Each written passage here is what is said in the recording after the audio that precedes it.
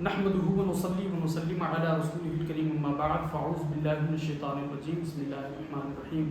हज़रात, आज हम एक ज़रूरी वीडियो में आपके साथ डिस्कस करेंगे कि ईद के बारे में कुछ अहकामात और कुछ सुनन और मुस्तहब्बात क्या हैं। आज इसके बारे में जानते हैं। तो चलिए हम अपनी वीडियो की तरफ चलते हैं। अगर आप हज़रात ने हमारा चैनल सब्सक्राइब नहीं किया है तो आप बराए करम इसे सब्सक्राइब करें, फॉलो करें, लाइक करें, ताकि ये अच्छी जानकारियाँ आप अपने दोस्तों के साथ शेयर करें तो उन्हें भी सवाब मिलेगा, हमें भी सवाब मिलेगा। आते हैं ईद की तरफ। तो ईद के बारे में हुक्म है कि ईद वाले दिन खुतबा की क्या हैसियत है। तो ईद वाले दिन जो खुतबा दिया जाता है वो सुन्नत है, वाजिब नहीं है। और जुमा का जो खुतबा है वो वाजिब है, ज़रूरी है। इसी तरीके से कि अगर ईदैन का खुतबा नमाज से पहले पढ़ लिया तो बुरा किया, मगर नमाज हो गई, लौटाई ना जाएगी। अगर खुतबा जो है नमाज से पहले ही दे दिया तो भी नमाज हो जाएगी, मगर ये जो है गलत है और ऐसा नहीं करना चाहिए। तो हुक्म है कि बिला वजह ईद की नमाज छोड़ना गुमराही और बिदात है।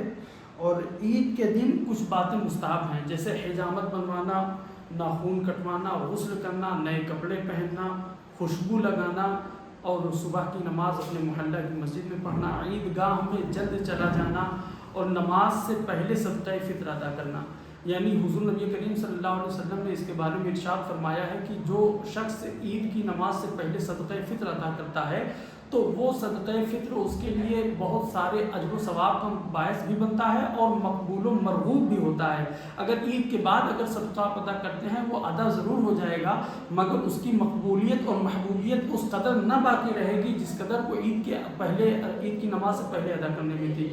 तो ईद की नमाज से पहले सदक़े फ़ित्र अदा करना, ईदगाह तक पैदल जाना, मगर अगर आप सवारी से भी जा रहे हैं तो उसमें भी कोई हर्ज नहीं है। और नमाज पढ़ने जाने से कब्ल आपको कम से कम 2 या 3 खजूरें या कुछ भी जो आपको मुयस्सर हो वो खाकर पानी पी लेना, ये ज़रूरी है।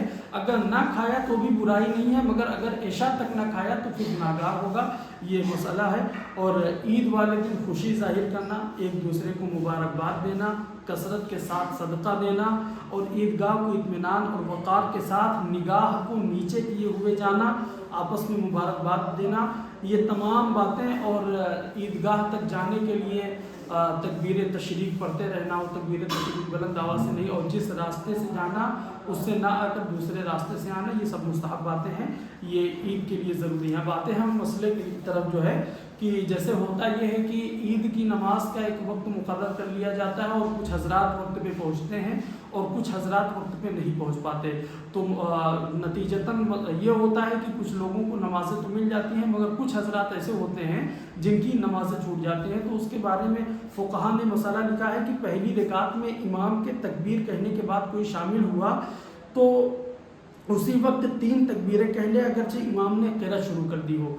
यानी अगर आप शामिल हो गए हैं और आपकी तकबीर छूट गई है और इमाम क़िरात कर रहा है और आपको पता है कि क़िरात करने के बाद वो रुकू में जाएगा, फिर सुजूद में जाएगा, तो आपकी जो है तकबीर नहीं हो सकती है। तो फ़ुक़हा फरमाते हैं मसला ये है कि इमाम भले क़िरात कर रहा हो, मगर आप शामिल होते ही फ़ौरन जो है अपनी तकबीर पूरी करेंगे।